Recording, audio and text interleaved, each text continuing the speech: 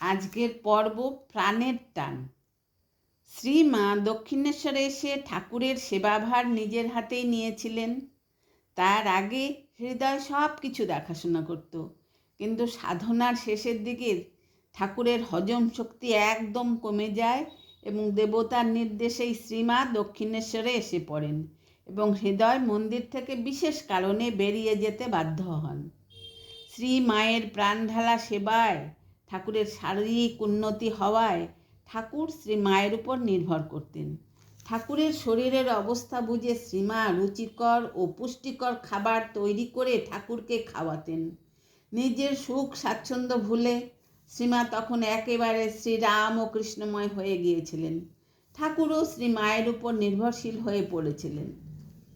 ঠাকুর বড়ই পেটরোগা ছিলেন। শ্রীমা নহবতে থেকে ঠাকুরের ইচ্ছে মতো শুক্তো ঝোল রেঁধে দিতেন। মাসের মধ্যে কেবল 3 দিন ঠাকুরের জন্য কালী মন্দির থেকে প্রসাদ আসত। তা খেলে ঠাকুরের অসুখ বেড়ে যেত। তাই একদিন তিনি শ্রীমাকে বললেন, দেখো, তুমি এই 3 দিন রান্না না করাতে আমার অসুখটা বেড়েছে। তুমি ও কদিন কেন রাঁধলে না? শ্রীমা বললেন, মেয়েদের অসুচির 3 দিন তারা কাউকে রেঁধে দিতে পারে না।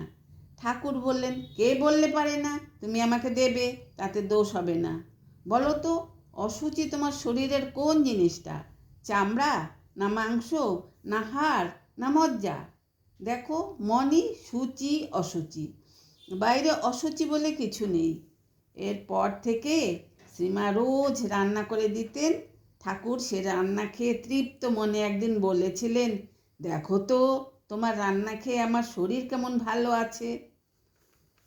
একবার ঠাকুরের অসুখে কুমারটুলির গঙ্গাপ্রসাদ সেনকে দেখানো হলো। কবিরাজ জল খেতে বারণ করলেন, ওষুধ কিন্তু খেতে হবে।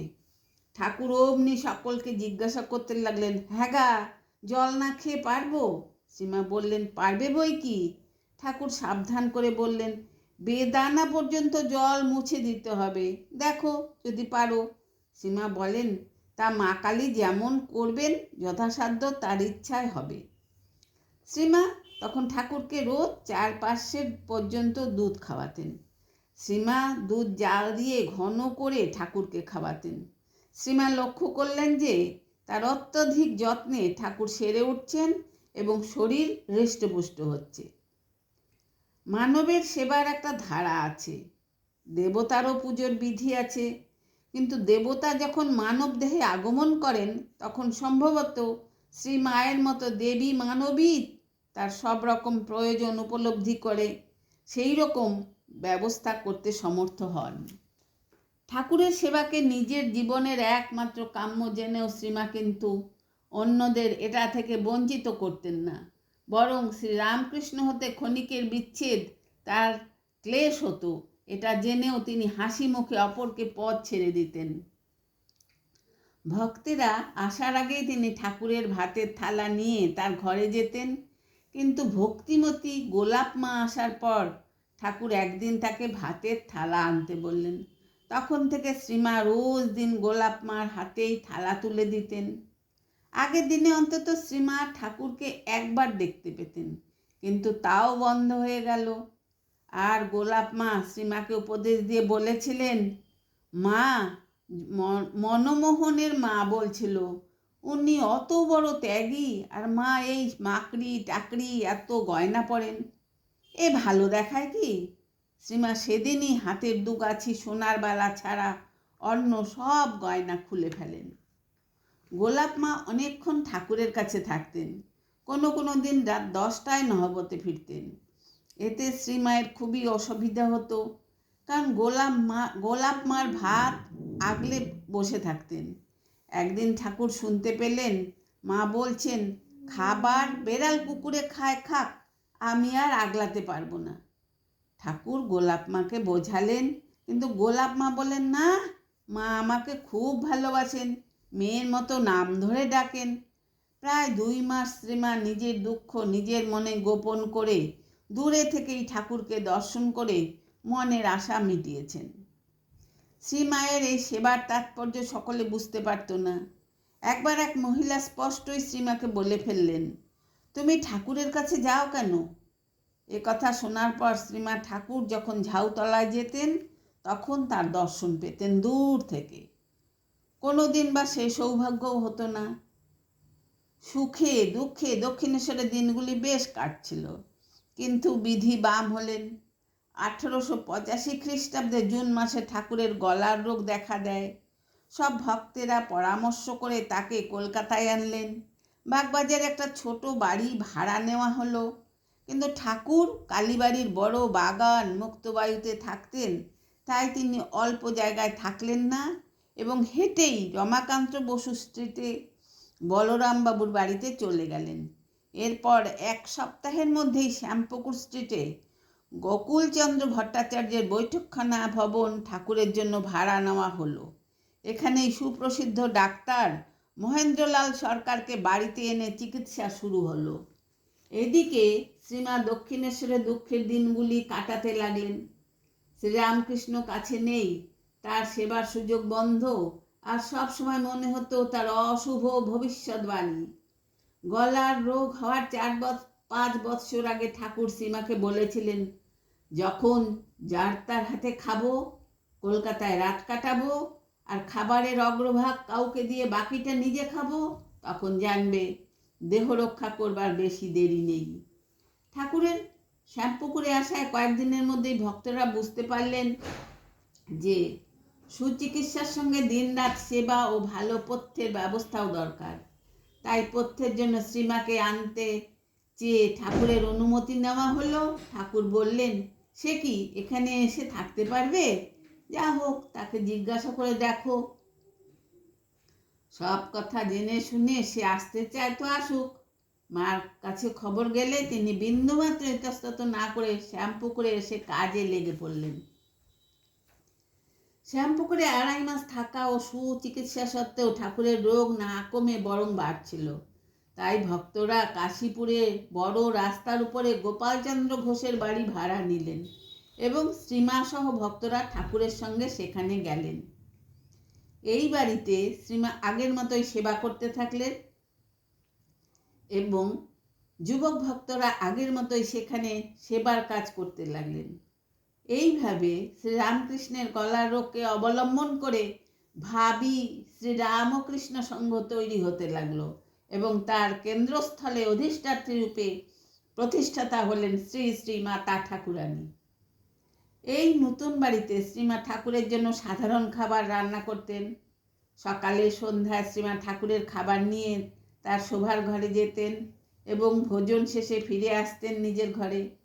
এই সময় শ্রীমাকে অনেক সময় সঙ্গিনী ছাড়া জীবনযাপন করতে হতো। কাশীপুরের বাড়িতে সিঁড়ি দিয়ে ওঠার সময় দুধ সমেত একটি বাটি শ্রীমায়ের হাত থেকে পড়ে যায় এবং শ্রীমাও মাথা ঘুরে পড়ে যান। এতে শ্রীমায়ের গোড়ালির হাড় সরে যায় এবং তিনি তখন চলতে পারতেন না। বাবুরাম মাকে ধরে তোলেন। ঠাকুর সব কথা শোনার পর বললেন, তাই তো বাবুরাম, এখন কি হবে? খাওয়ার উপায় কি হবে? কে আমায় খাওয়াবে? ঠাকুর তখন মণ্ড খেতেন। শ্রীমা মণ্ড উপরে নিয়ে গিয়ে খাওয়াতেন। শ্রীমা তখন নথ পরতেন। ঠাকুর তাই নাকে হাত দিয়ে এবং নথের আকারে আঙ্গুল ঘুরিয়ে ইঙ্গিতে বাবুরামকে বুঝিয়ে বললেন, ও বাবুরাম, ওই যে ওকে ওই ঝুড়ি করে মাথায় তুলে এখানে নিয়ে আসতে পারিস? কিন্তু 3 দিন পর শ্রীমায়ের পায়ের ব্যথা একটু কমলে বালক ভক্তরা তাকে ধরে উপরে নিয়ে যেতেন। তখন গোলাপ মা মণ্ড তৈরি করতেন। কাশীপুরে শ্রী শ্রী ঠাকুর যখন শয্যাশায়ী, তখন ভক্তরা সকলে মিলে ঠিক করলেন যে দক্ষিণ দিকের খেজুর গাছ থেকে সন্ধ্যার সময় রস খাবেন। ঠাকুর এই ব্যাপারে কিছুই জানতেন না। সময় মতো শ্রীযুক্ত নিরঞ্জন দল বেঁধে ওইদিকে গেলেন, কিন্তু এই সময় শ্রীমা হঠাৎ দেখলেন ঠাকুর যেন তীর বেগে নিচে নেমে গেলেন। মা চমকে উঠে ভাবলেন, এও কি সম্ভব? যাকে পাশ ফিরিয়ে দিতে হয় তিনি কি করে দ্রুত নিচে নামতে পারেন? অথচ নিজের চোখকে অস্বীকার করা চলে না। তখন শ্রীরামকৃষ্ণের ঘরে গিয়ে পরীক্ষা করতে হলো। দেখলেন ঠাকুর সেখানে নেই, ঘর শূন্য। তিনি ভয় পেয়ে এদিক ওদিক খোঁজ করতে লাগলেন, কিন্তু কোথাও না পেয়ে মা নিজের ঘরে ফিরে চিন্তা করতে লাগলেন। একটু পরেই দেখতে পেলেন ঠাকুর আগের মতোই তীর বেগে নিজ ঘরে ফিরছেন। শ্রীমা পরে শ্রীরামকৃষ্ণকে ওই কথা জিজ্ঞাসা করলেন। ঠাকুর বললেন, তুমি দেখেছো নাকি? তারপর ঠাকুর বললেন, ছেলেরা সব এখানে এসেছে, সকলেই ছেলে মানুষ। তারা আনন্দ করে বাগানের একপাশে যে খেজুর গাছ আছে তারই রস খেতে যাচ্ছিল। আমি দেখলুম ওই গাছতলায় একটা কালসাপ রয়েছে। সে এত রাগী যে সকলকেই কামড়াতো। ছেলেরা তা জানতো না, তাই আমি অন্য পথে সেখানে গিয়ে সাপটাকে বাগান থেকে তাড়িয়ে দিয়ে এলুম। বলে এলুম, আর কখনো ঢুকিস নে। তিনি এই কথা কাউকে বলতে নিষেধ করে দিলেন। সব দেখে ও শুনে শ্রীমায়ের মুখ দিয়ে কথা বেরোলো না। কাশীপুরের একটি ঘটনায় ঠাকুরের সেবার প্রতি মায়ের ঐকান্তিকতার পরিচয় পাওয়া যায়। ওই সময় ঠাকুরের জন্য গুগলির ঝোলের ব্যবস্থা হয়। ঠাকুর শ্রীমাকে গুগলির ঝোল রাখতে বলায় তিনি আপত্তি জানান এবং বলেন, এগুলো জ্যান্ত প্রাণী, ঘাটে দেখি চড়ে বেড়ায়, আমি এদের মাথায় ইট দিয়ে ঠেসতে পারবো না। শুনে ঠাকুর বললেন, সে কি, আমি খাবো, আমার জন্য করবে। তখন শ্রীমা জেদ করে রান্না করলেন এবং সঙ্গে সঙ্গে শ্রীমায়ের মনে হলো যে ঠাকুর নিজের সৃষ্টি নিজেই সংহার করছেন। ত্যাগী যুবক ভক্তদের একদিন শ্রীরামকৃষ্ণ বললেন, তোদের ভিক্ষার অন্ন খেতে ইচ্ছে করছে। একথা শোনার পর শ্রীযুক্ত নরেন সহ অন্য ভক্তরা আনন্দে নেচে ওঠেন। ভিক্ষায় বের হওয়ার পূর্বে তাদের মনে হলো যে শ্রীমায়ের কাছেই প্রথম ভিক্ষা নেওয়া উচিত। তারা প্রথমে শ্রীমায়ের কাছে এলেন। শ্রীমা তাদের পাত্রে একটি টাকা অর্থাৎ 16 আনা দিলেন। এইভাবে প্রতিটি কাজই তারা প্রথমে শ্রীমায়ের আশীর্বাদ ভিক্ষা করতেন এবং স্নেহময়ী জননীও অকাতরে দান করতেন। এদিকে ঠাকুরের দেহ ক্রমশ দুর্বল হচ্ছিল। দেখে কেউ মন খারাপ করলে শ্রীমা তাদের সান্ত্বনা দিতেন এবং যে কোনো সমস্যায় তারা শ্রীমায়ের পরামর্শই নিতেন। কাশীপুরের প্রতিটি কাজের পেছনে বড়দাত্রী শ্রী শ্রী মায়ের অদৃশ্য মঙ্গল হস্ত প্রসারিত থেকে সকলের প্রাণে আশা ও আনন্দ সঞ্চার করত। আজ এখানেই শেষ করছি। সবাই আমার নমস্কার জানবেন।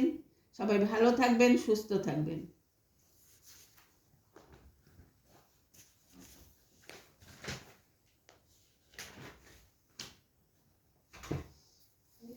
কি জানি হয়েছে কি না, বন্ধ হয়ে যায়, হয় কিছু হয় না হয়, বুঝি না। এই কানে দিয়ে করতেছি আজকে, ওখানে পড়ে টরে যায় যদি, এই জন্য বিছানায় নিয়েছি। দেখি কি হলো।